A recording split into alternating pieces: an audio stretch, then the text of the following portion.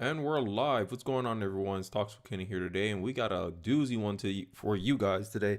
So today I want to kind of give an idea of how I think about things politically. I want to talk about imperialism. All right, but first, I got to defend the Vivek a little bit because apparently everyone's coming out of the woodworks for Vivek. It seems like the Knights are out for Vivek, which is a good sign. Now everyone's trying to misquote him, say he said things he didn't say.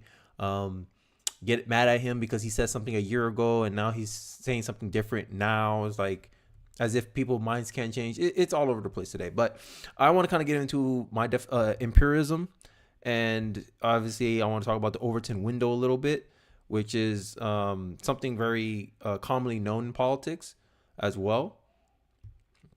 And then we got the PragerU video, which is left versus right, and try to use some of the points. It's a marathon video, 24 minutes, where they'll speak about like the five prominent parts about politics. And I kind of want to give my holistic view on everything based on what's going on today in 2023.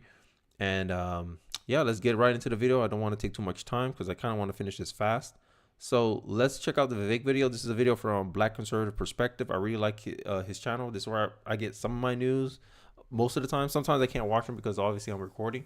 But I think Vivek gives an interesting opening, I believe, almost 2-minute intro. So let's get into the video, and then I'll give my reaction to the end of it. Let's go. We're surging in the polls. The knives are coming out. The opposition research machines are churning. And you know what? That's a good thing, because I'm running to be your next president. I want to lead this country, and I better darn well be able to take some questions along the way. Stay skeptical. I would be too. Let me just address them transparently. Most popular questions we've gotten in order. First, what is my relationship with the World Economic Forum? Here's the funny part. If you haven't watched none of my videos, you wouldn't know this. And I don't expect most people who would watch this on replay to know what I did. But I did a video with reacting to the PBD podcast, which is the podcast of Patrick Bet-David, and he hosted a town hall with Vivek, and Vivek he questioned Vivek about the World Economic Forum, and he explained, and he's going to explain it here, is that he didn't accept reward to be part of their Young Leaders Association, but they still put him in there in the first place. Right? So they did it without his knowledge. They had him on there for years, and he decided to sue them and won. He won he won the lawsuit. They withdrew his name, right? And the reason I know this is genuine is because he also made a comparison with Glenn Beck. He said, hey, Glenn Beck was named on there. Elon Musk was named on there, right? And we trust them, but for some reason that you want to use this as a critique against me. And that's pretty much Vivek's argument, but he sued them. So, but he's going to explain this here, obviously. I don't think I need to rehash what he's about to say. So, answer, none, other than being probably their biggest critic here in the United States. And then the reason people are asking me this, though, is because the World Economic Forum named me on a list of so-called young global leaders. They did it despite the fact that I turned down their award. They kept my name on that list despite the fact that I repeatedly asked them to take it off because I did not share their values. I'm an opponent of it. Well, when they refused to do it, you know what I did? I sued them because I believe in taking action. That's the World Economic Forum question. Next popular question we get is, what is my connection with George Soros? Answer, none, zero. Indirect, direct, zero connection with George Soros. Why are people asking this question? It's because back in 2010, by the way, long before George Soros had completely fallen off the deep end and gone into these progressive causes, which happens, funding these disastrous, toxic prosecutors who are soft on crime, who I've also railed against. Long before then, in 2010, I won a scholarship when I was 24, 25 years old, headed to law school, that was partly funded by, not George Soros, but Paul Soros, who's a relative, a brother of George Soros, who made his money independently, who, by the way, is now dead, that funded hundreds of people. And this is, you see how far people are reaching now? And this is why, if you guys see my last video I did with, after reacting to Trump's mugshot, I essentially made the same point. I was like, yo, this man get a scholarship at the age of 24 years old. You want to go to something, what, 12 years ago? 13 years ago? Oh, you took a scholarship for someone associated with George Soros. That makes you a Soros plant. That's like me saying, hey, LeBron James funded the scholarship that I took a part of, and I end up becoming successful in life, and then I decided to run for president, and people are using that. Oh, Kenny was funded by LeBron James. He's a Democratic plant. It's insanity to me.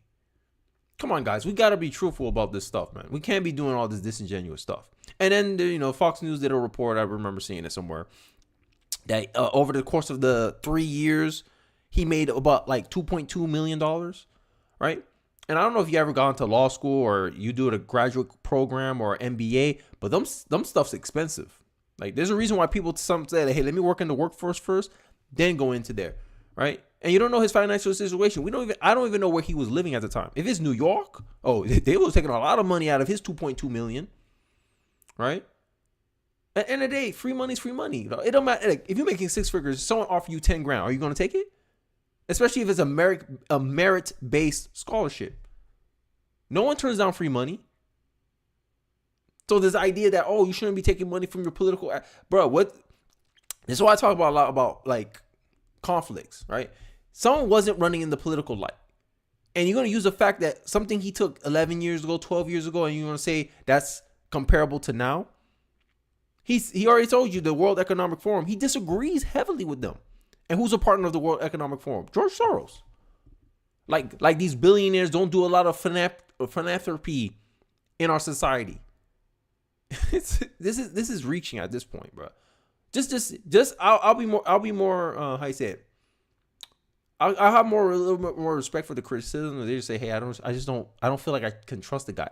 Hey, understandable, right? It's politics, right? But I think he's being honest. And if you're being honest, your mind changes sometimes, right? And then there's some guy out there on Twitter. I forgot his name. Black Conservative Perspective bring him up, but I'm not going to react to that part of the video.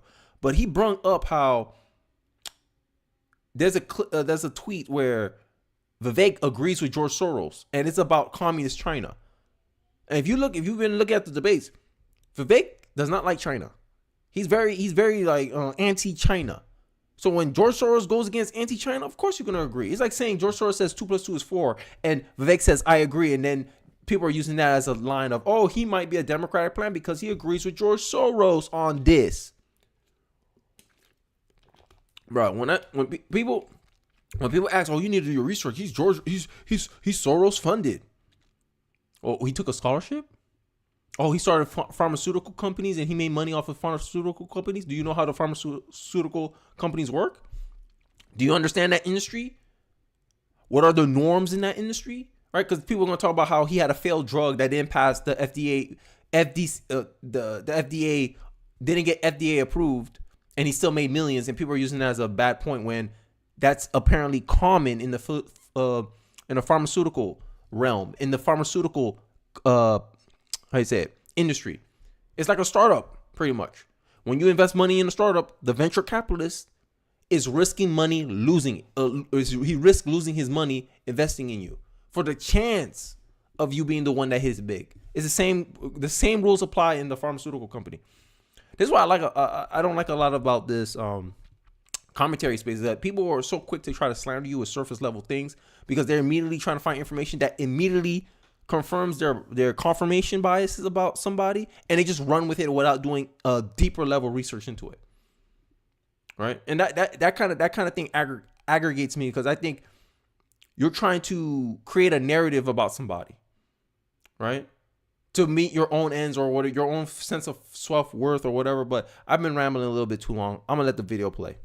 Hundreds of kids won that scholarship. I was one of them to go to graduate school at the age of 24, 25, back when I didn't have a lot of money to do it. All right, guys. So I'm going to make this video because a lot of people have been... Yeah, so check him out. If you want to see the whole video, it's on the Black Conservative Perspective. This is his channel. I'm just going to click it real quick just to show you guys. Yeah, all these exposed. Vivek's a fraud. And then you look into it and you're like, this doesn't hold up to scrutiny. So if you guys want to check it out, you go ahead and check it out. So let's get into the main topic of the video. I finished it in under 10 minutes, so I'm very happy about the time that I'm doing. So empiricism. as some of you know, I like to view things through an empirical lens. I believe I'm an empiricist, if I said that correctly. And empiricism is defined in simple terms as a theory that attributes sensory experience as the basis for knowledge. It established that unless experienced by one or more senses, we cannot ascertain a knowledge or belief to be true. Right. So if I can't see it, touch it, feel it, right? And then here's all five senses, right? And this has kind of been the grounding of my reasoning. Like, I like to use constructive reasoning. If you can't demonstrate it to me, then you can't really say it's true or false. This is why when people say I believe in objective reality, this is what they're talking about. When they believe in objective truth, this is what they're talking about. Right? Do we know things? Can we experience things? Can we see things with our own eyes? Right? If I tell you there's a wall in front of you and me and you disagree about the wall, and I say, okay, try it. Run through the wall then if you think it doesn't exist. And you run and then you get stopped. Regardless if you want to acknowledge it or not, the wall is there and it stopped you dead in your tracks. Right? Sensory knowledge, right? And I kind of want to bring this up because empiricism is used commonly in other fields of science. But in political science, it has not really been taken off. I don't know why. I don't know why it hasn't been taken off, because a lot of political theory is based on rationalism, which we'll get in the bottom of the thing. But I kind of want to really hone in on this empiricism point, right? Especially, okay, here's the difference in stating requirements. So this is how I think politics should run. This is empirical politics in my view, right? Because this is empiricism with Agile, which is a project management framework used to structure out work for organizations, right? I use it in my corporate job. So this is why I'm familiar with the process, but I'm not getting into that. I'm trying to tell you how empiricism can operate in politics. Despite their best intentions, people may not be able to provide accurate answers or descriptions of what they do, why they do it, and how to do it, right? And this is a primary concern in politics. If you hear any politician talk about how things could be or should be, that's a big problem. All right, how you know it should be like this? Have you tested this idea? Do you have any model to see if this or that works? Socialism is a big, example of this. Oh, socialism will work if we just try it a different way. How you know that? Right? What about the pitfalls of socialism? What if it don't work out? Right? What are you going to do to make sure it's harder for it to work out, for it to not work out? How can you be sure that people we put in power, because at the end of the day, we already know politicians will say things that people want to hear, right? This is why people are having such a distrust over Vivek, because he sounds too much like Obama. Even though I don't, whatever, right? People have a distrust for politicians. So at the same time, people have all this distrust for politicians. In your same breath, you want to give politicians more power, more governmental power, and more governmental resources, more influence over your own private life. This is why I don't understand about socialists. The only way you can be a socialist is if you have trust. If you trust politicians more than you trust yourself. That's the only way you can support socialism. Because every self-proclaimed socialist that goes on and try to enact their version of socialism, because I know socialists are going to come in here and say, oh, Venezuela is not real socialism. Cuba is not a real socialist country. Well, all of them proclaim themselves to be socialists, just like you proclaim to yourself to be socialist. And when you go out and try to attempt socialism, you're going to ruin the country the same way they did. If you look at Cuba before, I forgot his name. I forgot his name. The communist leader came in to power. I forgot where it was during the Reagan era. I don't know if I'm mixing up the countries now. I think it might have been Venezuela. But one of the Latin American countries were one of the largest economies, the best performing economies in Latin America. Both of them. Batista? Yeah, Batista. I forgot which country he was. Was it Cuba? I believe it was Cuba. He was running Cuba I forgot his name. Chavez? I've been reading too much about socialism. But they had the largest economy. Yes, it was Cuba. They had the largest economy in Latin America. Once Chavez came in, took over, whatever, he started enacting socialism policies, wrecked the entire country, right? And this is one of the reasons why socialists like to destroy history, because they don't want you to go back and compare how the country used to be before they took over, right? And this is my argument for why you should practice imperialism. Yeah, Hugo Chavez destroyed Venezuela. It's the same thing. I'm not talking about I forgot his name. Was it Castro? I think it was Castro. See, look, I don't remember, but end of the day, the same thing happened, right? The socialists come in, they take over. They had a vision of how they thought the country was gonna go, implementing socialism, and what happened. And this is one of the reasons why I think we should believe in more we should practice more empiricism in politics, right? Because this is how other sciences do, right? The circumstances in the organizational environment or their own biases may contribute to this behavior. Additionally, they might be unable to recall every detail at the moment. Generally, there are differences between ideals and perceived processing requirements versus the actions in practice. AKA, you have the beautiful dream of what socialism is supposed to do. But the reality of socialism, when you actually try to put it into practice, you start finding out, damn, how can I make productive people work when they know they're not going to benefit from their own labor? I have to exert force. I have to use the military. I have to use intimidation tactics. I might have to starve them out, right? I might have to rule through fear and terror. And what happened? You end up becoming a tyrant, right? Because at the end of the day, in my view, if you cannot account for human nature, your system ain't going to work. This is why capitalism works so well. If you want to be the richest man in the world, you got to make sure you provide the most value. You have to make sure that you provide enough value where someone wants to give you $1. If someone wants to give you money for your services.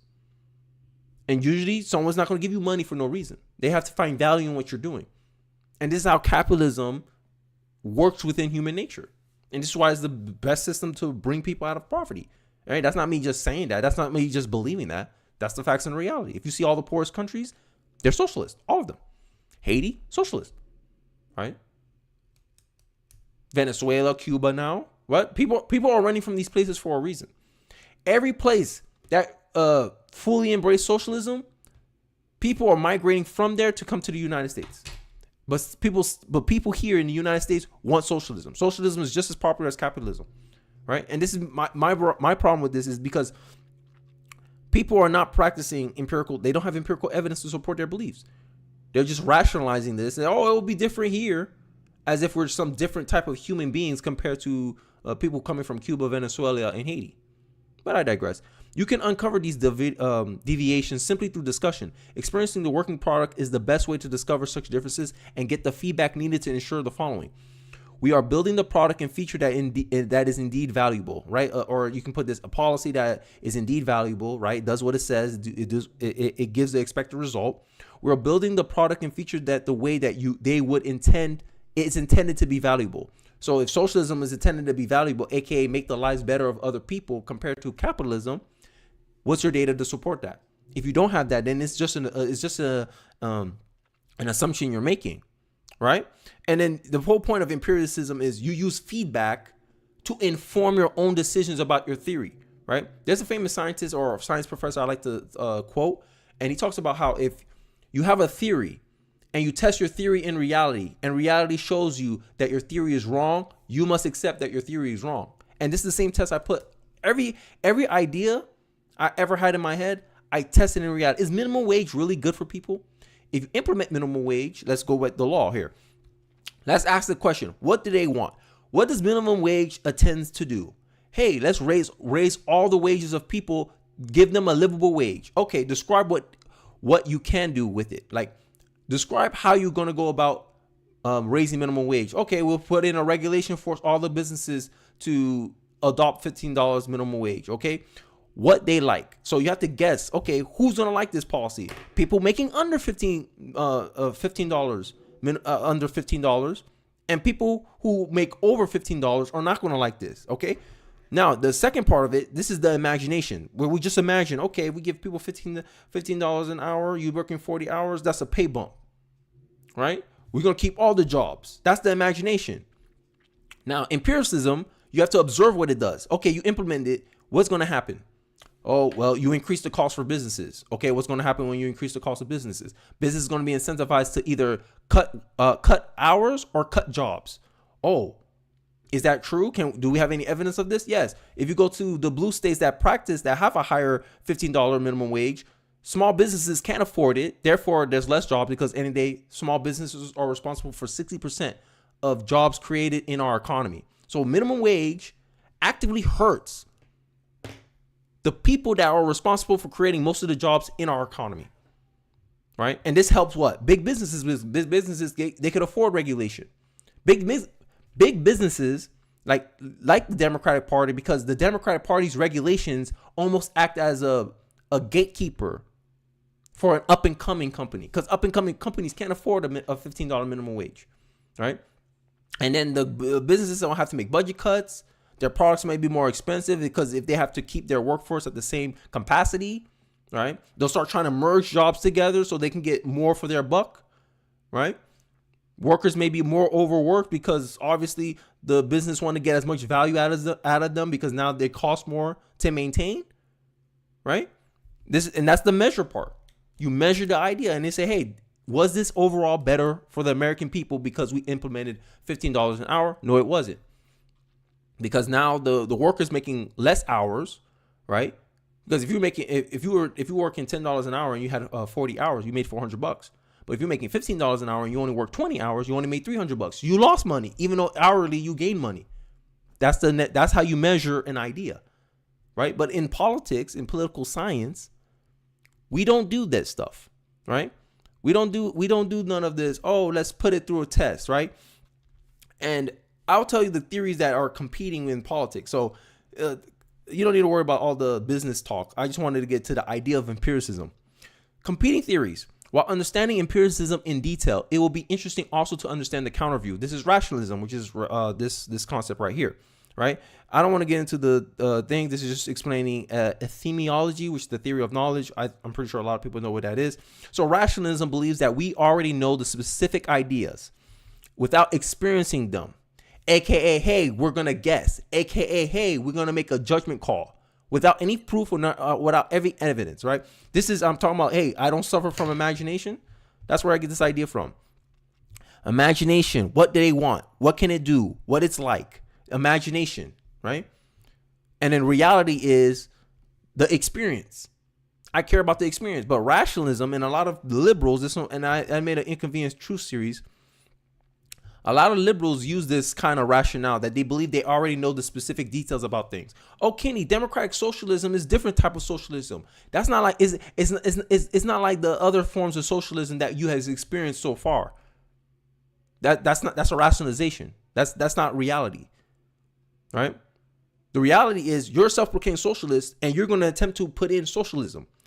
I know from empirical historical evidence that every past socialist, self-proclaimed socialist, because at the end of the day, you guys try to rationalize and say that's not real socialism, even though a lot of the ideas share similar characteristics. But hey, you want to say that's not real socialism, always end up in disaster. So why should I trust you, another self-proclaimed socialist, telling me that this is going to be different this time?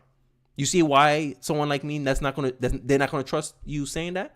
No matter how popular socialism is in America today, only naive people who don't know the failed attempts at socialism will only accept this. Using reason based on these innate ideas, concepts, or principles, socialism are based on concept and principles. You gain knowledge. For such knowledge, experience through the senses is not necessary, right? So this is kind of how you you rationalize things that you can't. It has a place in knowledge, right?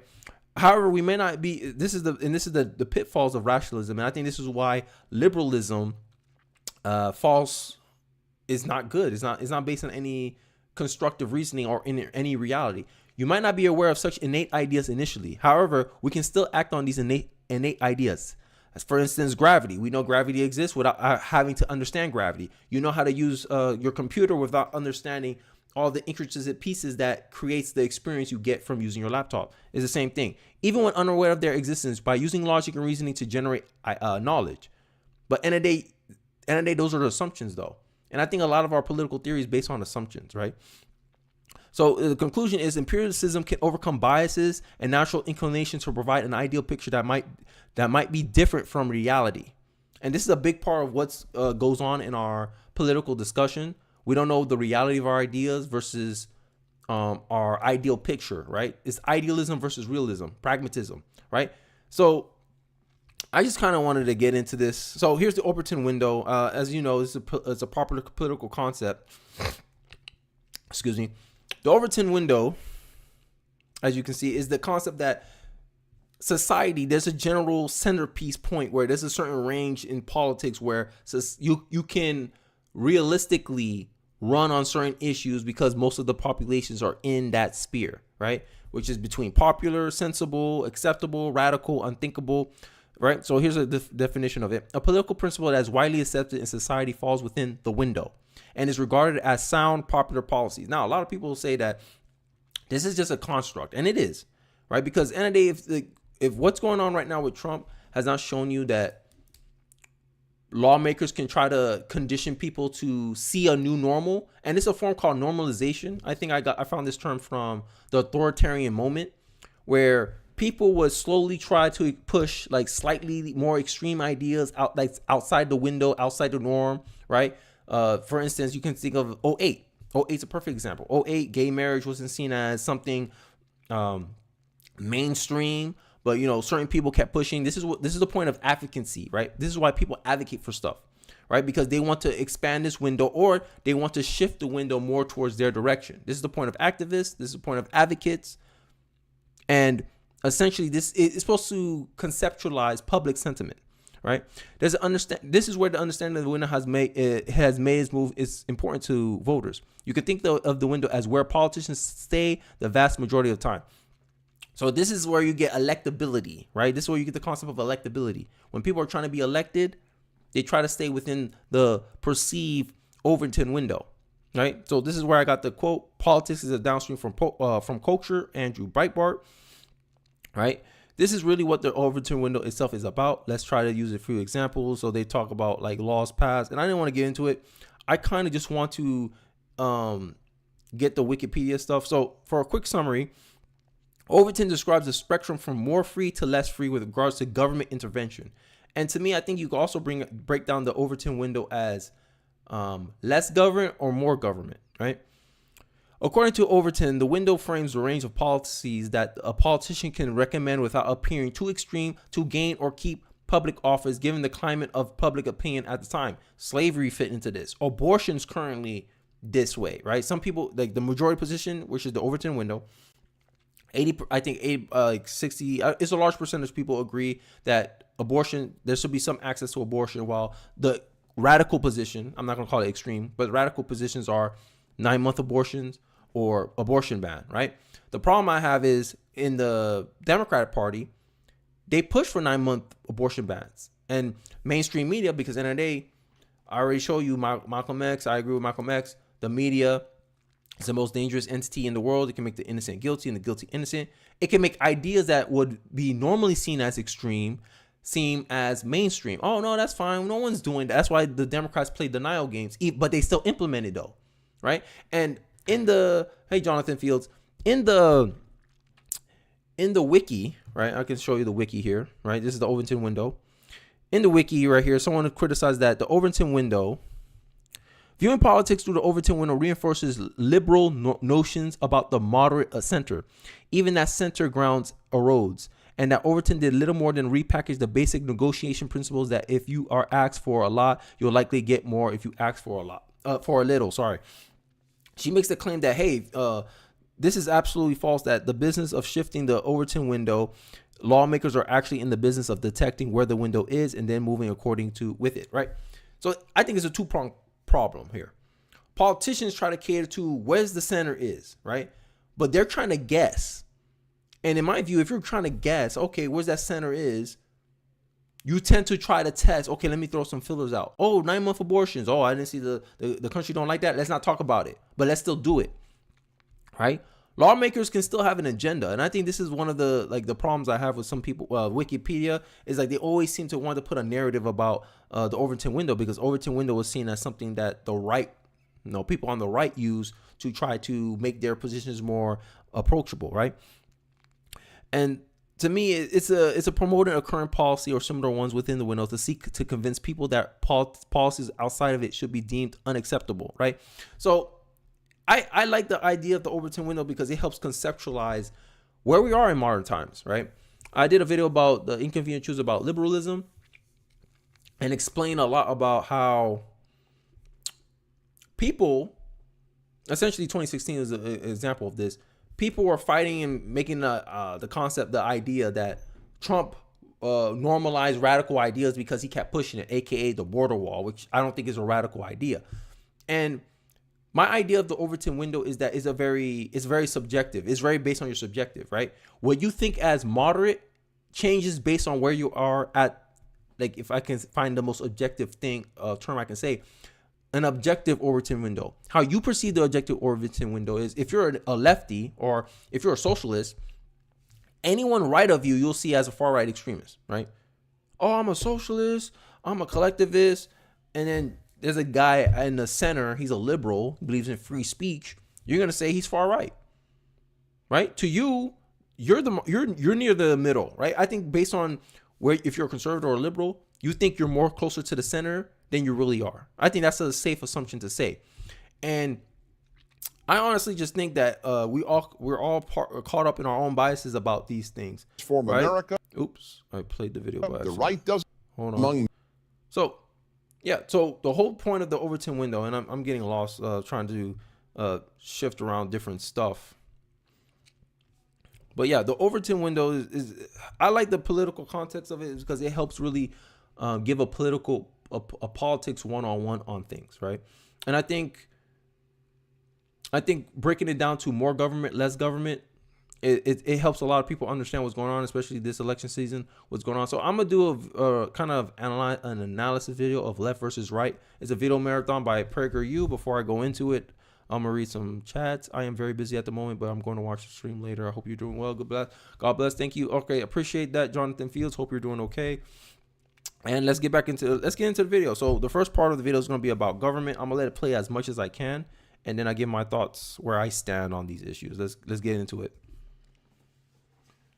One of the most important differences between the left and the right is how each regards the role and the size of the government. The left believes that the state should be the most powerful force in society. Among many other things, the government should be in control of educating every child, should provide all health care, and should regulate, often to the minutest detail, how businesses conduct their business. So in the Overton window sense, I will say this is, like, to me, this is an extreme position, right? Because in nuances, the whole point of the Overton window is to show you how close to this extreme you are. Because to me, if you let a government influence your education, you already see it, right? The government remove religion from the public school system, right? And my argument is whatever the government ignores, get ignored by society, because society will view that, oh, the government don't deem this as important, therefore I should not deem it as important. Because remember, it says the government is the most powerful force in the private life. Therefore, hey, government gives me my rights, right? When the conservative ideal is, no, we naturally come with our own rights. Like, the rights come from God, or it comes from nature, right? We don't need permission from the government. We simply gave consent to the government.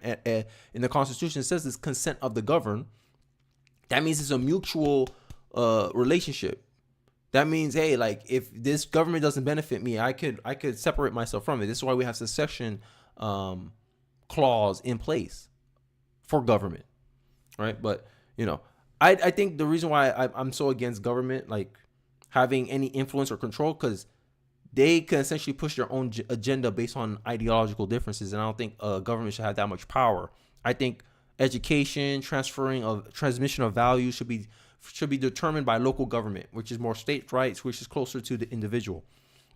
Because when you have big government, you see these corrupt bureaucrats that's going on. You already seen Trump getting prosecuted for election interference when the prosecutor or the district attorney that's prosecuting him for election interference or whatever it is, she was guilty of the same thing for Stacey Abrams. She was doing the same thing for Stacey Abrams.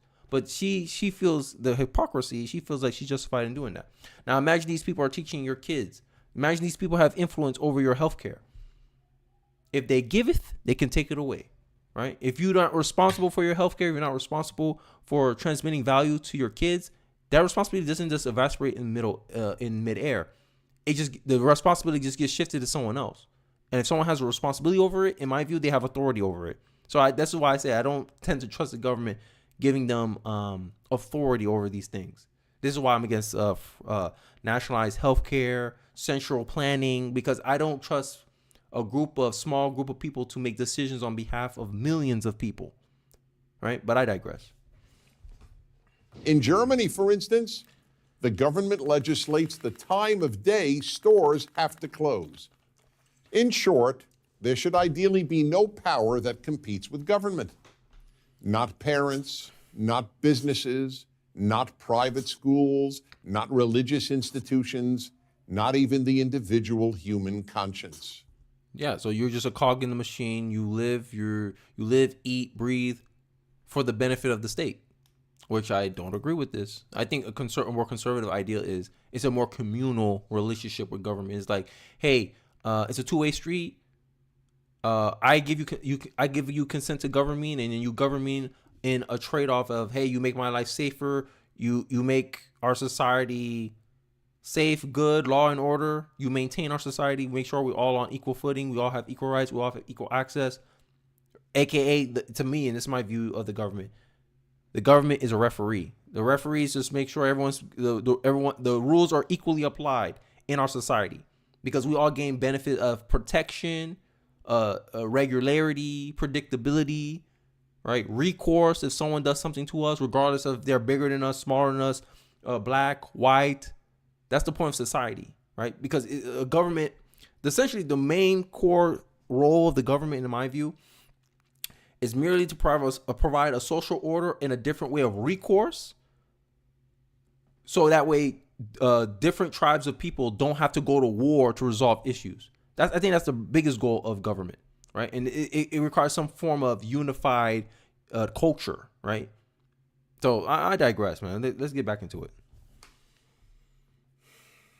Conservatives, on the other hand, believe the government's role in society should be limited to absolute necessities, such as national defense, and to being the resource of last resort to help citizens who cannot be helped by family, by community, or by religious and secular charities.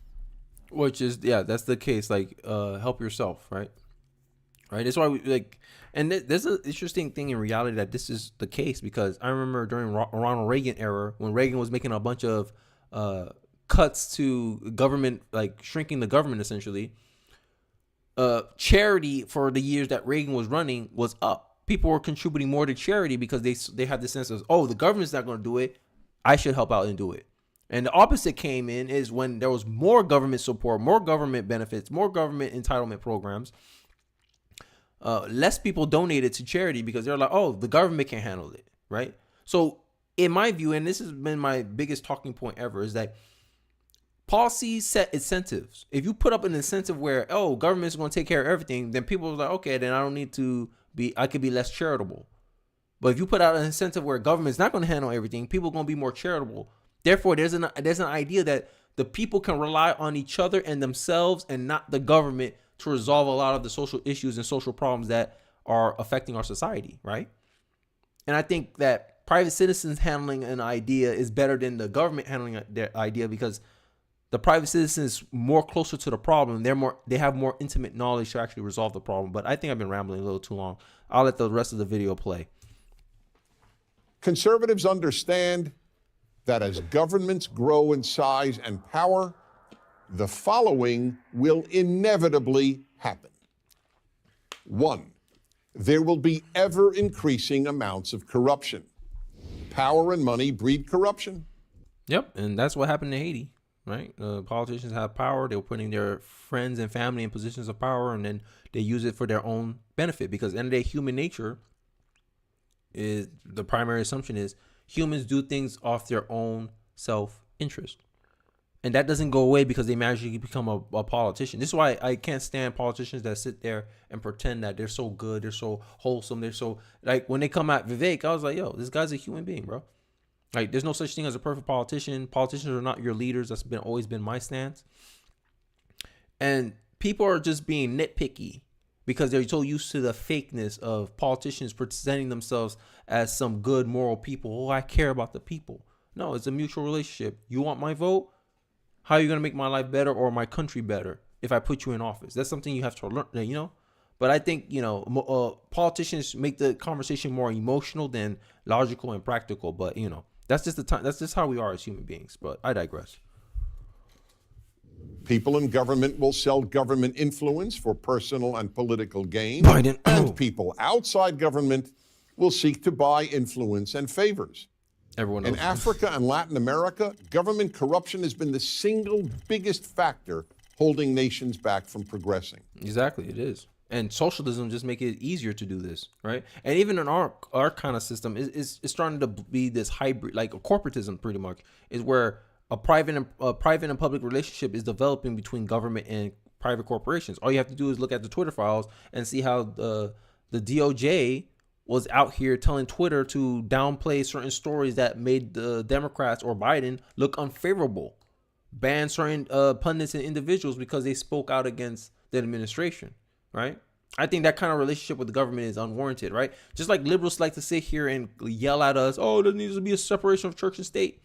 As a conservative, I think there needs to be a separation of corporation and state as well, because they're here in cahoots with each other, and these two entities have a lot of power.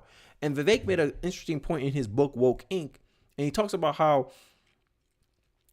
in the earlier stages of America's founding, there used to be these charters where the reason why we give so much separation of accountability from the private citizen and their corporation is because we wanted the charter of the corporation to focus on one single thing. Hey, my job here, this company's here is established, so it only does this separate thing, and it sticks to it, right? It was meant, the LLC concept, and I'm butchering the hell out of this, but the whole point of, like, there was some regulatory bill that passed that allowed businesses to have an expanded influence over our social, our private lives. When the point was, like, when you create an LLC or you create a legal entity, legally that business only exists to make profit and gain. And that was it. It wasn't supposed to be used as a political arm of the Democratic Party, Disney. It wasn't supposed to be used to affect social welfare and you have to worry about the governance of his people and have all these shareholders. It's not just the shareholders, it's the stakeholders as well. It's your customers, your consumers. No, the charters, and this is a legal theory thing. When you create a corporation, it has a fiduciary. That's why fiduciary duty exists. It's because the business is only supposed to worry about economics, not society ills, none of that. It had a specific role, right? That's why this is why the LLC was created, so you don't get sued. Oh, we can sue you for everything you're worth, but we can't go after your company. If your company do something, we can sue the hell out of the company, but you're not personally liable. The company can go bankrupt if venture capitalists invest in your company, but you're not liable to pay these investors back because it's seen as a separate entity, right? But it doesn't get the same rights as a private individual. But now, in our current culture in 2023, we view corporations almost as, it has the same rights as a individual. And Vivek's argument is like, no, it doesn't. Actually, legally, a corporation is not a people. It's an organization, it's an institution, and institution has rules and constraints placed on it. This is why he likes to, on his in his wrap-up speech in the debate, this is why he likes to say there's no 4 branches of government. He's not only talking about government agencies, he's also talking about corporations, in my view anyway. But I digress. Let's get back into the video. 2, individual liberty will decline. With a few exceptions, such as an unrestricted right to abortion, individual liberty is less important to the left than to the right. This is neither an opinion nor a criticism. It is simple logic.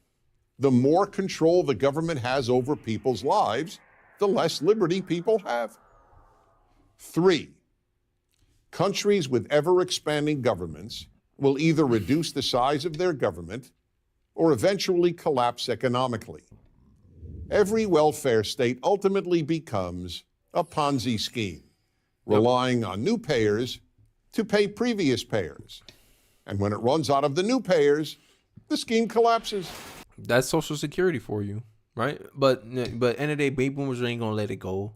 Gen X ain't gonna let it go, right? This is why I think the age of retirement is going to increase, because they don't have enough they don't have enough resources to actually fund Social Security. And these people will say, oh, I paid into Social Security. Technically, you didn't pay into anything. You're just paying off what other people already paid for the previous generation, right? Especially that we're having less kids as well. Ain't looking too good for Social Security, but no one wants to face this reality. But I digress. All the welfare states of the world, including wealthy European countries, are already experiencing this problem to varying degrees. Remember France had a whole protest. I remember when they decided to raise the age of retirement. Them French people were destroying everything over that thing. I think the same thing's going to happen here in the U.S. But I digress. This is what happens when you keep pucking the problem down the road. Oh, we're going to kick the can. We're going to keep kicking the can. No, we don't have nothing to worry about. Eventually, it comes home to roost. And then the generation that's experiencing it is going to be like, hey, it's unfair to us. We didn't do all this because the generation, whoever they passed the puck on, didn't want to take the sacrifices themselves. So they pass it on to, our grandkids can worry about that. We don't need to worry about it. I just think, I'd rather leave the country better than how I found it. I think that should be a mission of our politicians. But, right now, politicians are caring about themselves, what is best for them. So they don't really care about the common people. And I think this is why Trump has such an appeal, man. But I digress. Let's continue. 4, in order to pay for an ever-expanding government, taxes are constantly increased. But at a given level of taxation, the society's wealth producers will either stop working, work less, hire fewer people, or move their business out of the state or out of the country. And this is the biggest point I have against people who like to say, eat the rich or tax the rich. And like I just finished explaining in the earlier part of the stream, empirical politics. Let's test it out. If I have, let's say, $100 and you feel like, hey, we need to increase your taxes, Kenny, to 40%. And I go, okay, fine. I'm still making $60K profit. I'm good. Let's say you put the taxes at 70%. If I make over $100, you think I'll ever make $100 over $100 again? No, you're incentivizing me not to work less. This is why I have a problem with people who said there should be a capitals cap. Like after you make a certain amount of money, you lose all the excess. No, then I won't work hard. Then I'm just going to cruise. Okay, I'm going to just, stop working, work less, hire fewer people, move my business altogether. And this is what I've talked about. That's why I laugh when New York have high state taxes and they have all this high tax rates and stuff. The government is like, God forbid that the rich people leave, because the inconvenient truth about all this stuff, and this is empirical evidence, empirical politics, remember? I'm looking at politics from an empirical lens. 20% of taxpayers pay almost 90% of the taxes in our country. So that means a minority pays most of the taxes in this country. So if this minority, which we call the rich, the wealthy, decides, hey, we're tired of this government here taxing me at 70%. I'm going to take my business and go to France. I'm going to take my business and go to Taiwan. I'm going to take my business and go to other country. Those countries going to take them because they see tax dollars. They see, we can get more economic opportunity from this country. And you, U.S., you lose that taxpayer. And what's going to happen when, let's say, half of the 20% leave? Let's say 10% of let's say 50% of the top 20% of taxpayers leave the country. Your budget is effectively cut in half. And what's going to happen? You're going to have to pull the money somewhere else. And this is why they say socialism is like a snake eating its own tail. This is what's going to happen. Because if you show me the incentive, I'll show you the outcome. Right? And you could even look at it in our own history. When we had 90% tax rates with FDR, what happened? It stagnated the economy. This is why there's a big debate that FDR actually extended the Great Depression. Because he was putting 90% tax laws. He didn't want to cut taxes. How are you going to be in a depression, but you want 90% of the taxes to go to you? Corporations was like, I'm going to put all my money in these government bonds. And FDR was pissed. He was like, these people don't want to pay their taxes. You made the ceiling. You made it obvious. Hey, let's not cross this line. Let's not work that hard. Let's not create excess wealth and profit so we can hire more people to get them out of depression. No. Let's keep the people we have and let's just cruise. Let's wait them out. Right? You want to put price controls for the farmers? Want to make the product more expensive? No, not expensive. You want to keep prices low? And then you get shortages because you artificially lower the price because you didn't respect supply and demand. You didn't respect reality, right? And this is the problem with people who think with a rationalist view on politics. If you look at an empirical view on politics, hey, there's less gold in the market than silver. If I price control gold's going to sell out because no one's going to buy the silver. And then the silver's going to buy out. But in a unregulated, like let's say it was unregulated, when people say there's a shortage of gold and gold is valuable, the prices will rise up because what? It stifles demand. But if you keep the gold artificially cheap, demand will be super high and then there's a shortage. It's obvious. But people don't want to they don't want to think about how the actual process will work on how this outcome will come about. They don't want to test their theory in reality because if reality tells them their theory is wrong, they're gonna have an emotional reaction over it. But facts don't care about your feelings. This is what's gonna happen if you tax the rich. And taxing the rich don't do. And this is why politicians, they can't keep their promise about taxing the rich, because the tax the rich gonna be like, hey yo, I donate almost 80% of your money. You better leave a tax loophole for me. What Trump famously said it with Obama. Oh, I got all these tax cuts because of you, Obama. You were president. How I got away with paying zero taxes then? Oh, no one questioned Obama or the Democratic Party for that. Oh, how you let all these loopholes? And you the party that say you want to hold the rich accountable and make the rich pay their fair share? How are they going to do that when the rich is responsible for most of their campaign donations? Make it make sense. Empirical politics. But I digress. Let's get back into the video. 5, big government produces big deficits and ever-increasing and ultimately unsustainable debt. This, too, is only logical. The more money the state hands out, the more money people will demand from the state. No recipient of free money has ever said, "Thank you, I have enough." Unless big governments get smaller, they will all eventually collapse under their own weight, with terrible consequences socially as well as economically. This is kind of the argument against like entitlement programs, welfare, is that, hey, like you have to get people to help themselves, because if people get, hooked on the government teat, they're just going to keep going. Oh, you're going to keep letting me get away with it? It's just like a child. If you keep letting the child eat candy every morning, eventually you're going to have to tell it stop, because eventually it's not going to be good for its health in the long term. And I think in our politics today, a lot of us lack long-term thinking about some of the policy positions that we advocate for. We think these policies can go on forever, but in reality, someone pays for it.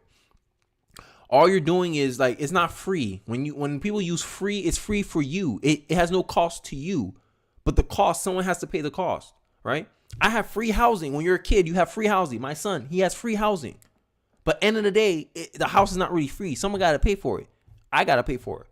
And let's say I'm not paying for my house. Who's going to pay for my house? The house still has to get paid. The house still got to be maintained. All you're doing is pucking the responsibility to someone else.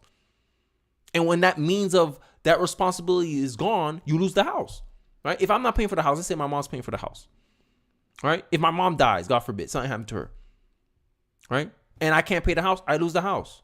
Same thing with the government. Where the money comes from for the government? The rich.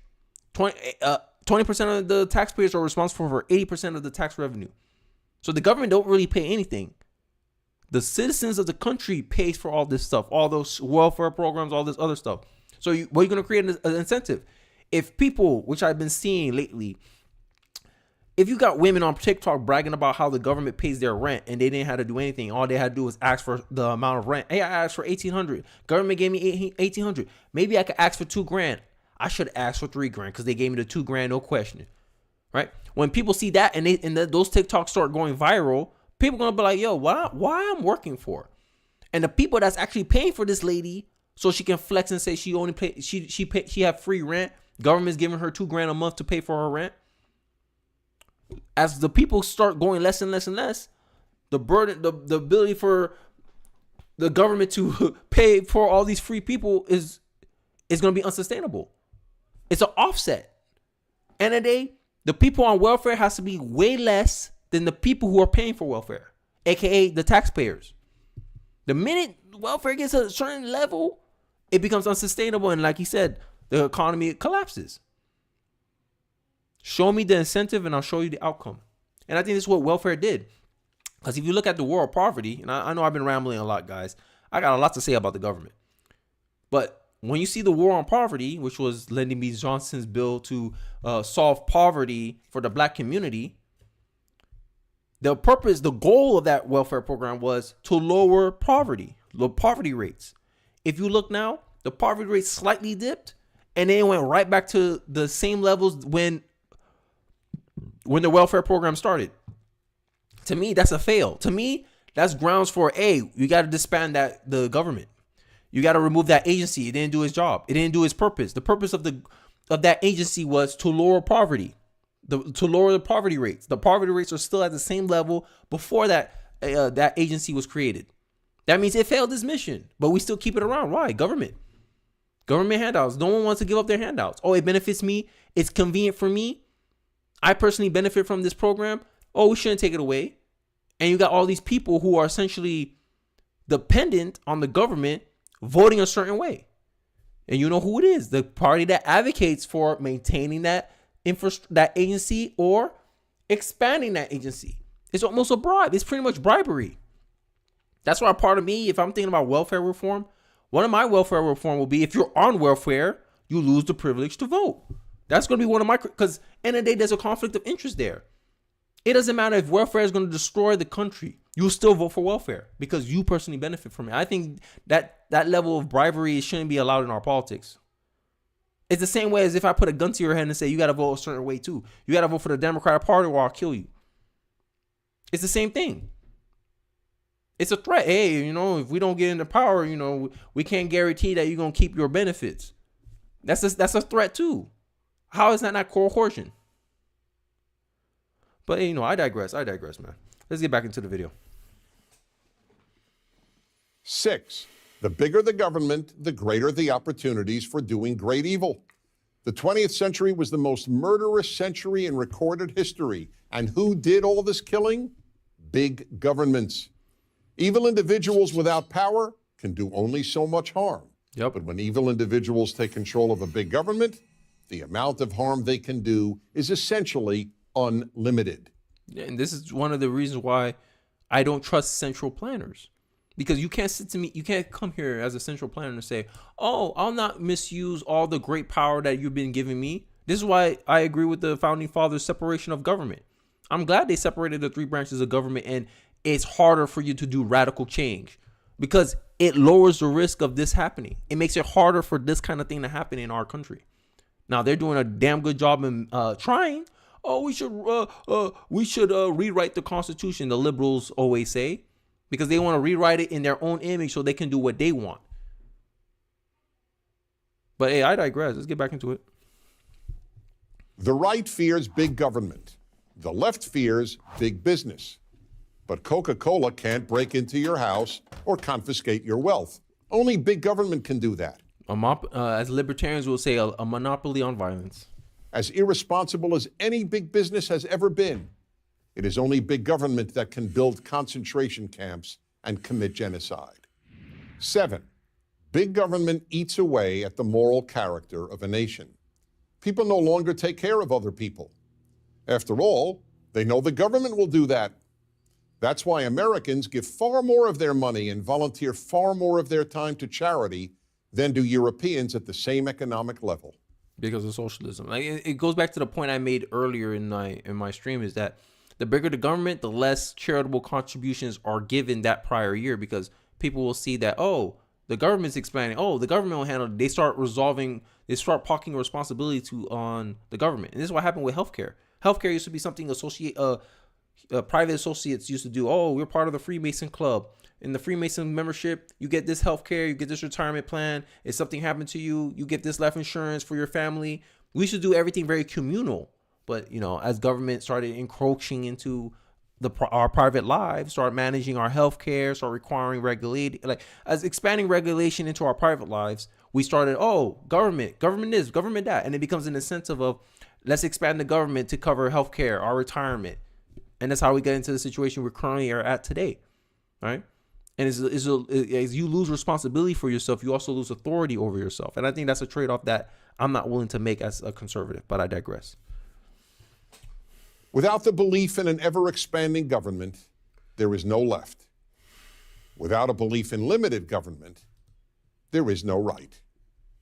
I'm Dennis Prager.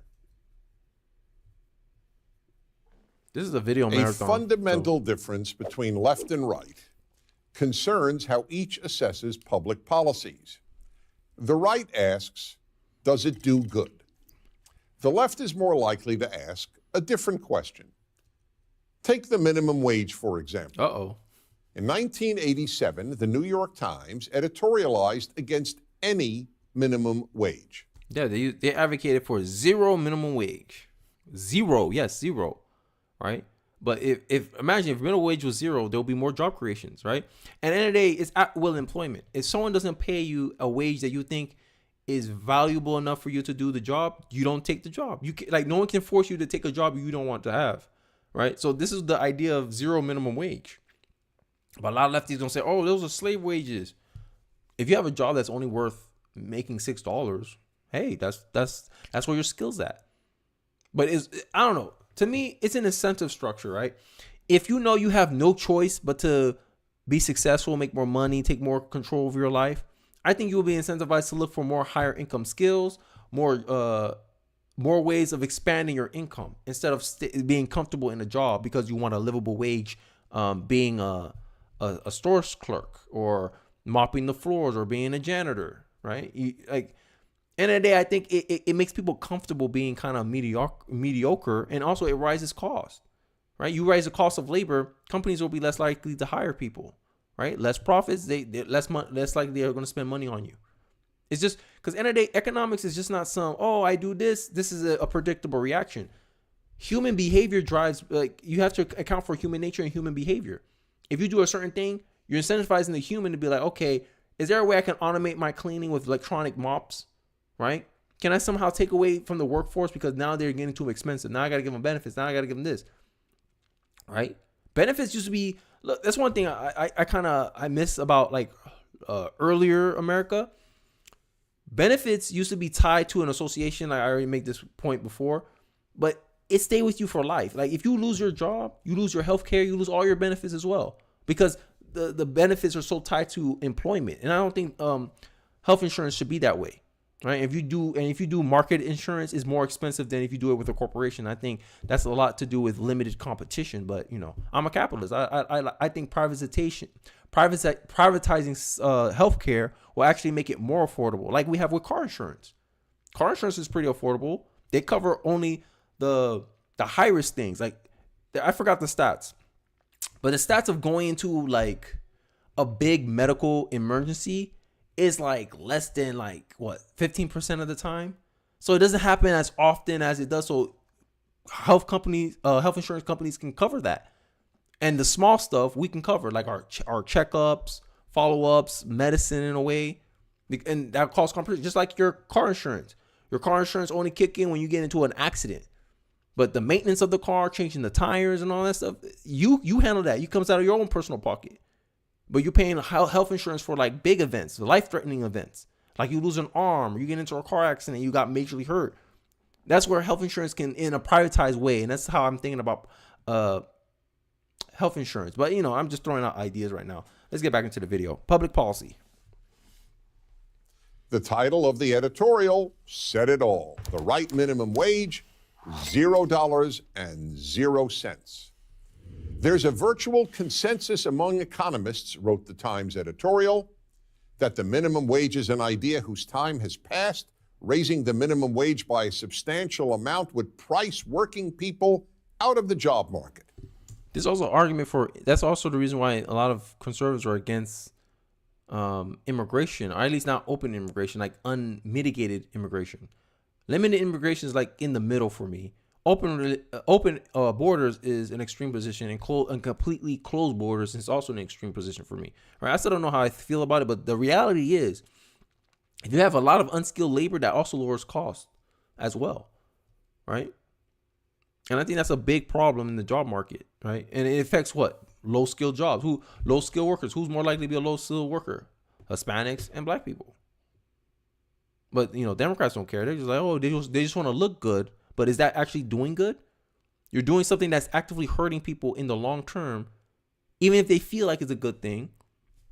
In the long term, you're setting them up for a bigger problem in the future. Just like inflation. You gave us the stimulus check. Everyone was happy with the stimulus check, but no one could spend the money. That's why we didn't get inflation when we got the stimulus check. What happened when people started spending money? Inflation went out of control. And on top of that, we got inflation. Biden wanted to pass his own stimulus check because he couldn't get outdone by Trump. And that stimulus check was even worse than the one Trump passed. Because with Trump case, people weren't spending money when he passed the stimulus check. So that means we barely got inflation from Trump's stimulus package. But our economy was already opening up, and Biden wanted to throw more money onto it. He wanted to print more money. He wanted to give free money to everybody. And boom, that's what it caused the catastrophic inflation increase. Right? And this is the long-term ramifications about like when you let these politicians, I guess, use emotional manipulation and picture it as a good idea. Like, and this is where imperialism comes. Even though it benefits me, how can it hurt me in the long run? Like, you start thinking about the processes of the how. You start observing and you start measuring the effects of these policies. And I think if a lot more people observe, okay, what are the trade-offs with this policy? What is the trade-off with minimum wage? And if I look at the trade-offs, the pros and the cons of minimum wage, a lot of the times you'll find out a lot of these policies hurt you more than it helps you. But I digress. Why did the New York Times editorialize against the minimum wage? Because it asked the question, does it do good? But 27 years later, the same New York Times editorial page wrote the very opposite of what it had written in 1987 and called for a major increase in the minimum wage. In that time, the Times Overton window moved further to the left. As you can see in 1987, same editorial said one thing. 2014, now they're saying another one. That's the Overton window going more left. Now liberals are starting to become seen as right wing instead of being center left. Now liberals are seen as center. Because some liberals that said, yeah, minimum wage is good, minimum wage is not good, right? In 2014, in my view, the Overton window is skewing more left. Now, if you're a liberal, you're seen as right wing. If you're a Dave Rubin, you're seen as right wing. If you're a centrist, you're seen as a right-leaning centrist. Craziness. But hey, this is what happens when you let these activists, you let Hollywood, you let government take over, have heavy influence over public school. Because to me, I always said education is the biggest long-term effect in our country, because they influence culture in a way, right? Politics is downstream of culture. Communists and Marxists talk about it all the time. He who controls the kids controls the future.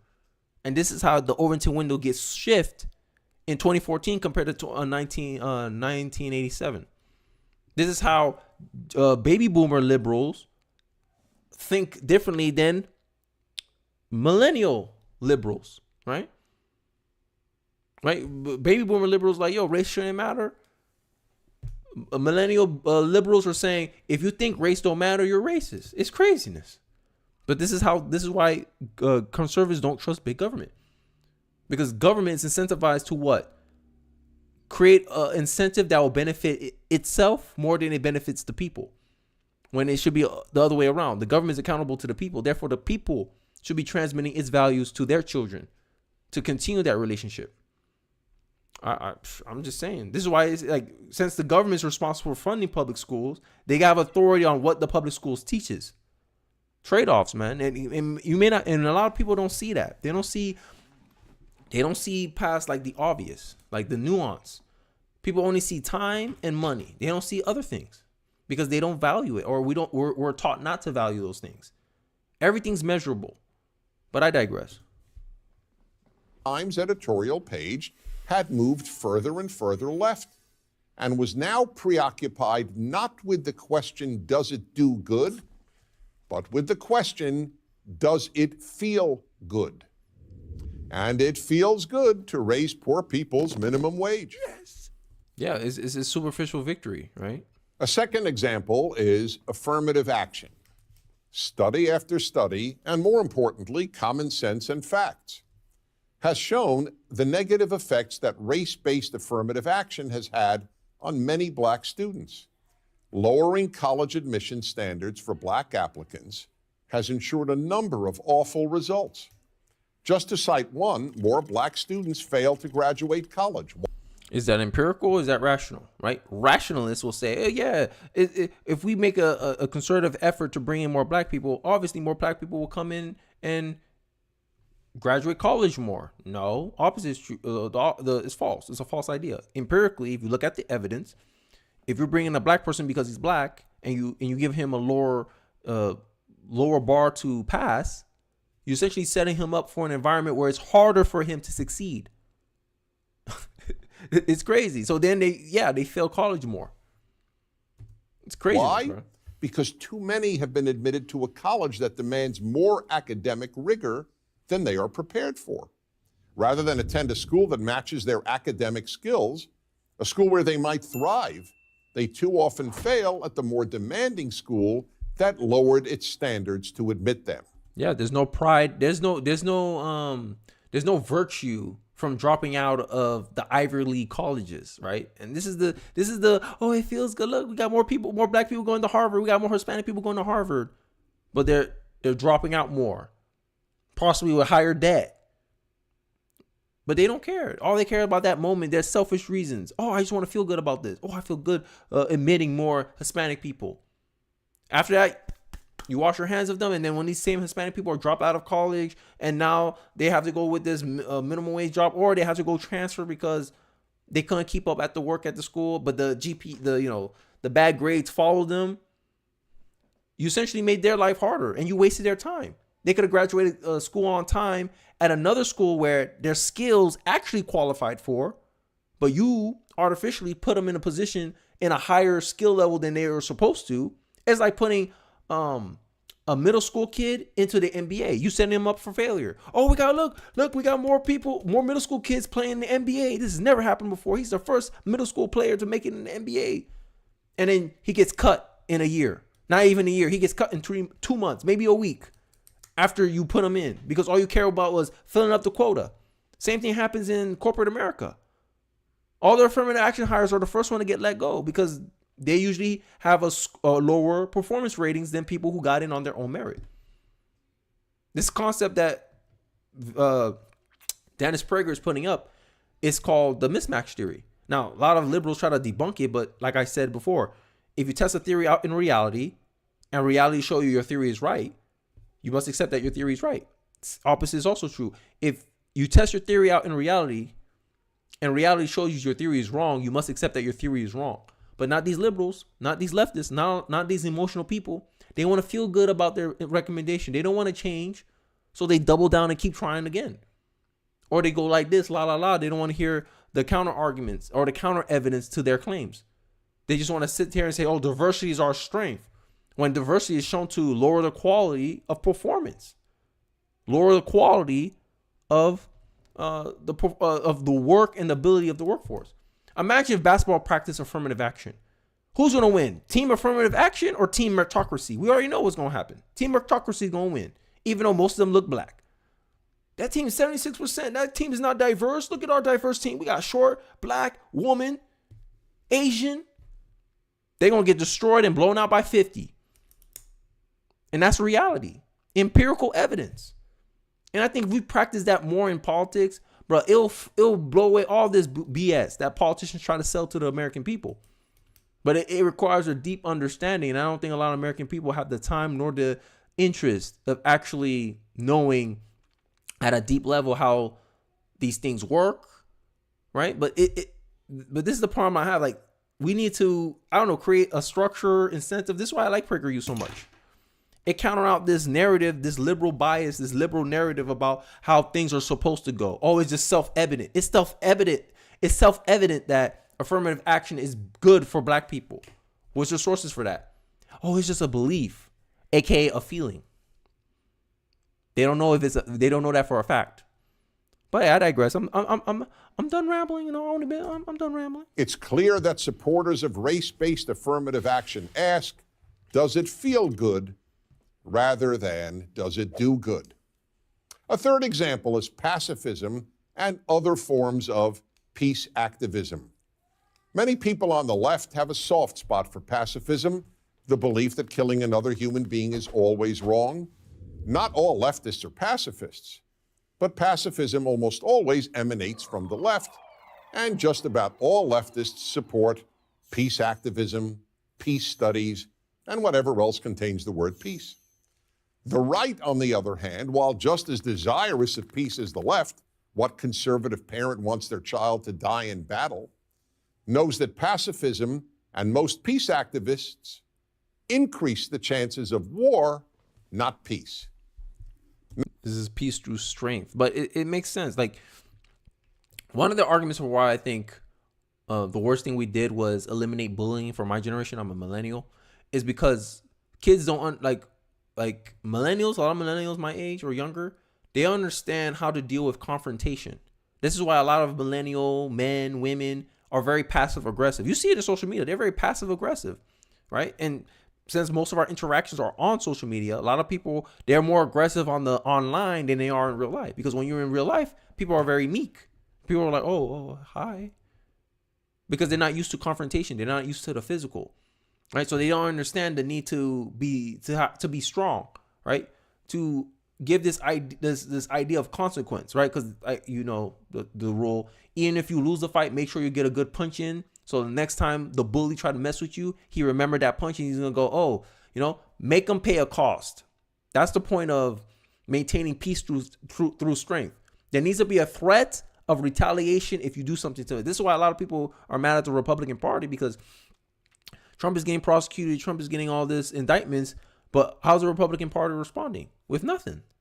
They're not doing. I mean, they're trying to impeach Joe Biden. They're trying to get him, trying to show, but people don't see the effort of, hey, there's no consequences for their action. This is why a lot of people think spanking needs to come back too, because a lot of people are disrespectful. A lot of people don't respect authority. A lot of people are talking very tough because they've never been challenged or called out before in a physical sense. A skinny dude will make fun of some buff dude, say, oh, look at this musclehead idiot. Ho, ho, ho. Right? They're talking online. They're talking junk online, being very disrespectful online. But if that person was in the same room as the other individual, they wouldn't be talking that mess. This is one of the reasons bullying needs to come back, because people no longer have any sense of threat anymore, because we made everything so bubble wrap safe. Right? But I digress. It's just the reality. Right? There's a reason why there's a reason why people get stuffed in lockers back in the day, because, you talk a lot of ish. Okay, here. You start understanding, I could talk, but I'm going to get a consequence for it, right? People don't evaluate consequences anymore. People think they should have no repercussions for their bad actions. And that's what this pacifism has bred in our culture, right? And a lot of the issues that we face today is culturally. And like I've been making the statement, politics is the politics is the downstream of culture. So nothing guarantees the triumph of evil like refusing to fight it. Great evil is therefore never defeated by peace activists, but by superior military might. The Allied victory in World War II is an obvious example. And violent Islamists today need to be killed before they behead, enslave, and torture more innocents. There's a weird thing that's been going on in culture. I think I've been seeing videos online of women saying, oh, you shouldn't have shot the burglar. Well, he's like, and they feel sympathetic towards a criminal doing something bad to them or attempting to do something bad. And they're like, oh, you shouldn't shoot that criminal. Like, you have more sympathy for a criminal than your own husband who could possibly lose their life. The criminal has no sympathy for you or your husband. Right? And I remember the women had a full-on debate with this. The men were like, oh, he's trying to rob you. He's trying to even grape you. And you think it's not justified to shoot him? Shoot him dead? Like, no, you shouldn't need to kill him. You shouldn't even need guns. But they don't understand that bad people want to do bad things, and bad people will continue doing bad things until strong people, good people, fight them or defend them. And that requires what? Force with force, violence with violence. But this immediate extreme position where, violence is bad in all circumstances, I don't believe that. I believe violence is justified if you're defending yourself or someone that can't, or someone else, yourself or someone else. This is why people, conservatives agree with gun ownership. People should be able to defend themselves. They call the gun the great equalizer for a reason. Regardless of the man, if it's a woman, man, whatever, whoever, the gun helps you protect yourself. And we believe that. But if you're weak or you disarm all the law-abiding citizens and all the criminals are still going to get their guns illegally, all you have to do is look at prohibition when the government banned alcohol and the mafia they're smuggling the stuff into the country. You don't think the same thing is going to happen with guns? The criminals are going to run roughshod. Oh my God, it's going to be a lawless anarchy if you do gun bans in America. There's more guns than people in America. But you think gun bans is the solution? Oh, let's make everybody helpless. Let's make everybody weak. It's gonna be like the Wild Wild West again. Oh, the strong come in and victimize the weak, and no one's gonna feel safe. And criminals are more likely to do this behavior of assault, battery. You see how it is in New York, California, San Francisco, especially Los Angeles. Come on, Chicago. Oh my God, don't tell me Chicago. That's going to be all around the world if you take away guns. Because then the criminals going to be like, oh, this guy follows the rules. He ain't nothing. He ain't got nothing. People going to go to jail because they smuggle in a gun to defend themselves because they tired of getting harassed by the criminals in their neighborhood. This is why I think like being weak doesn't necessarily make you good. That's just always been my belief. But I digress. Supporters of pacifism, peace studies, American nuclear disarmament, and American military withdrawal from... There's this thing also, this is also something bullying teach you at a personal level, is that if you're weak, like if you look weak or you have not shown the capabilities of defending yourself, because people will test you and they say, oh, I tried him. He didn't do nothing. I made fun of him. He didn't say nothing back. You invite more people to attack you, to try you. And I recognize this at a young age. When someone says something to me, I don't respond to them. That person becomes emboldened to escalate into a harsher,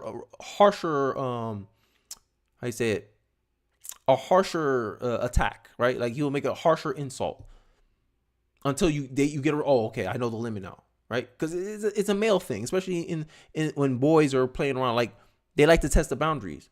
Oh, you push him. Oh, he's scared. He ain't gonna do that. And then when you're scared or you're fearful or you're seen, if you look weak, you invite more people to attack you. But when you show some fight or you show there's going to be a consequence if they mess with you, you disincentivize people from messing with you. This is why American nuclear disarmament is a dumb idea. Because if America doesn't have nukes, okay, I come take over your country now because I know you don't have nukes. It's going to be a one-sided slaughter and you're dead. And there'll be no one to protect everyone else because you decided to disarm yourself. You decide to weaken yourself. But, I digress. Countries in which it has fought, do not ask, does it do good? Because it almost never does good. Did the total withdrawal of America from Iraq do good? Of course not. It led to the rise of Islamic State with its mass murder and torture. Did the American withdrawal from Vietnam do good? No, it led to the violent communist takeover of South Vietnam. And this is one of the reasons why I think these countries should fight their own wars, because these countries where these revolutions happen and they take over is mainly because European countries don't invest any money in military, and then they get to sit here and virtue signal on the fact that, oh, we don't spend no money on the military. Military is so it's so whatever. But when ish hit the fan, they're quick to call America to go send your troops, because they're ill prepared to actually defend their own borders, because they don't invest enough in their own defense.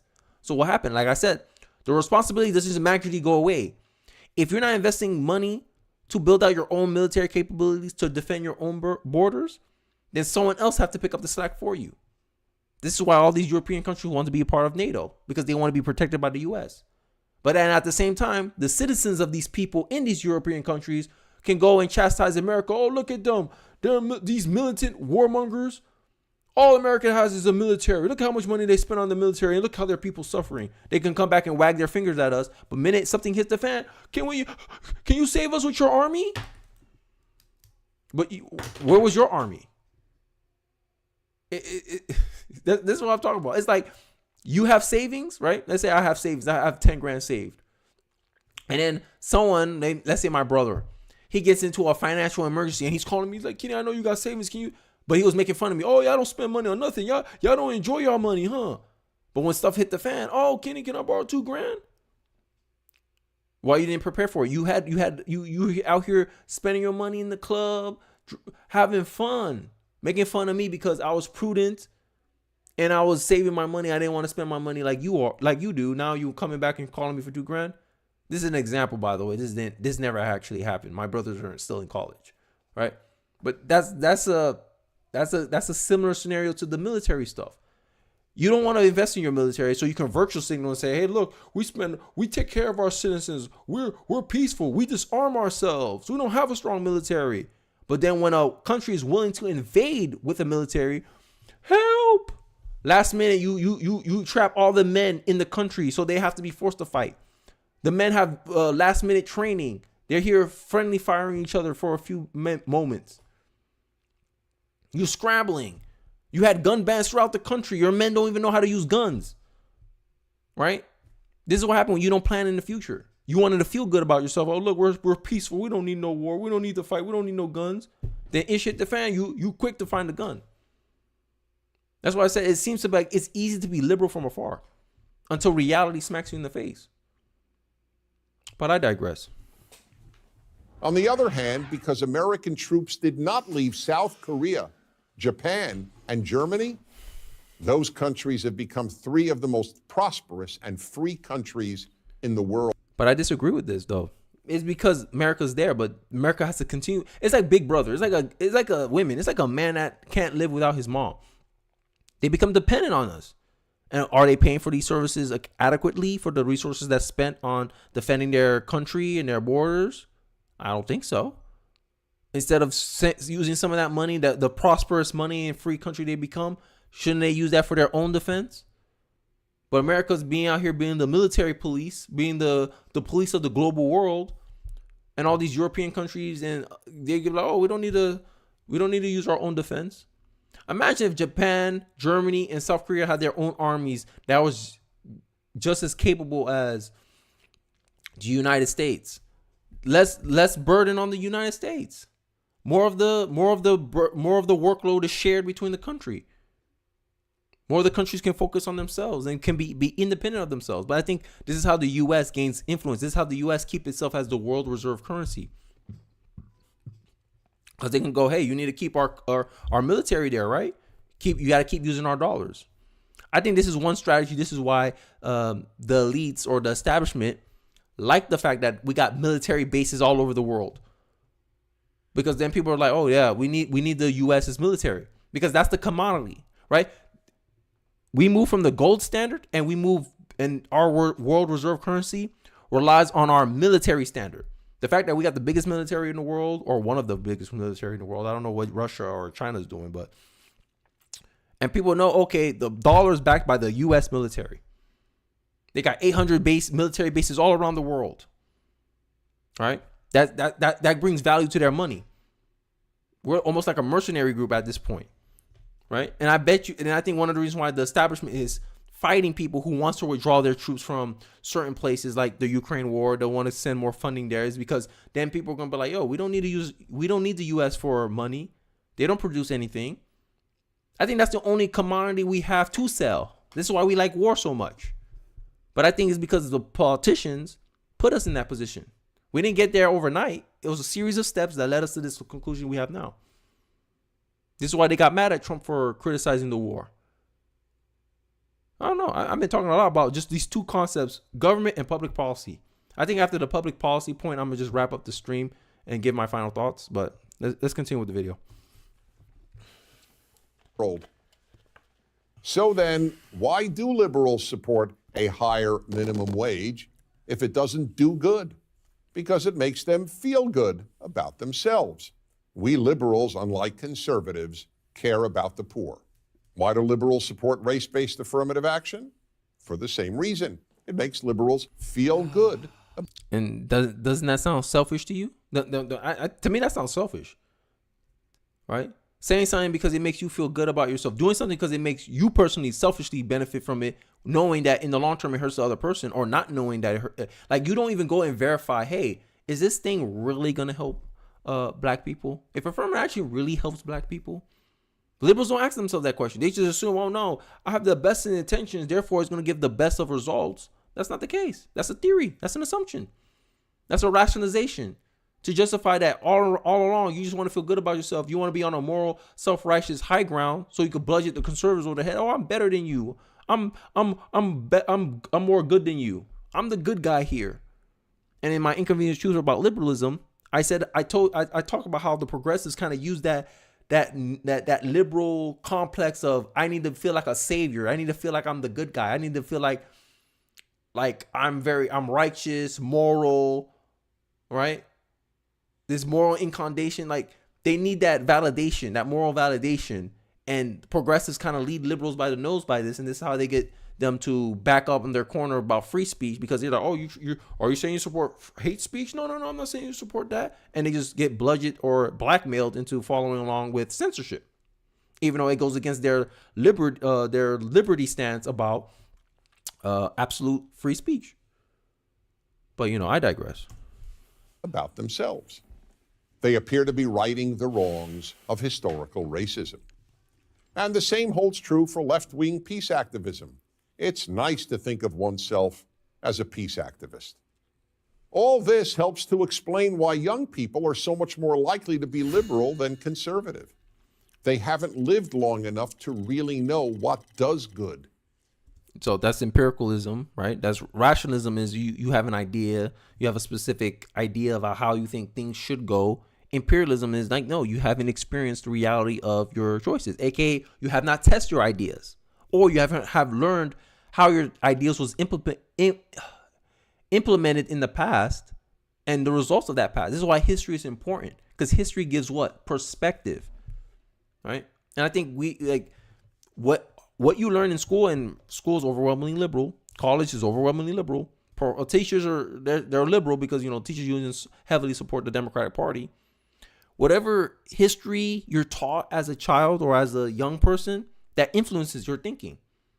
And you get this liberal bias education, and you come to know all this, how the world ought to be, instead of looking at the world for how it is. And then when reality smack them in the face, they're going to run to the government and say, oh, save me from my problems. Oh, it's unfair. Oh, men make more money than me, but I work less hours. I take more vacation time than them. I don't negotiate as often as men do. I don't change jobs as much as men do, but it's because I'm a woman. That's why I get paid less than a man. Right? They want all this excuses because they don't want to admit that it's their fault. But I digress. I'm waiting to wrap up this video. But they do know what feels good. As society moves further and further to the left, so does the preoccupation with feeling good over doing good.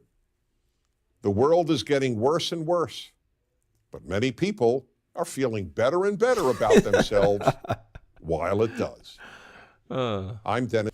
And that's kind of the reality with transgenderism, right? Even though it's not doing good for women, it makes people feel good. Oh, look how accepting we are. Oh, I'm so happy for you. Oh, but it's causing long-term pain for the transgender person and for women in general, because the transgender person want to feel accepted, but you lie to them, give them false hope, and the worst thing you can give someone is false hope, because then when they realize the hope is false, it pulls them down into a further tailspin. That's why even after transgender people get the reassignment surgery, however they want to call it, they still have a high chance of committing suicide, because they realize this fact. Reality don't go away just because you get everyone else to reaffirm or confirm how you feel about yourself. But I've been talking a lot today, man. I don't know. I've been feeling kind of tired. I defended Vivek. At least I gave some cases of it. I hope you guys find this video insightful. It seems like it wasn't how you call it. I don't know. I feel like I was all over the place today, this stream, but I didn't feel too good today. But no, it was an interesting video. Talked about the Overton window. I don't know. I don't know. I'll probably cut this out later, but hey, I digress. Hope you guys enjoyed the video. Hope you guys hope to hear your thoughts in the comment section. What you guys think about the Overton window? Your thoughts about the political landscape? Do you think DeSantis really won? Because I've been seeing some polls that DeSantis. There's a poll out there that say that DeSantis won the debate, then followed Nikki Haley. I don't know. I want to hear your guys' thoughts about the whole political landscape. You think it's gonna be crazy 2024? I don't know how crazy you think it's going to be. I would like to hear your guys' thoughts in the comment section. I hope you enjoyed the video. Don't forget to like, comment, subscribe. I really do appreciate you guys for watching to the end of the video. And I'll catch you guys on the next live stream. See you next week. Peace.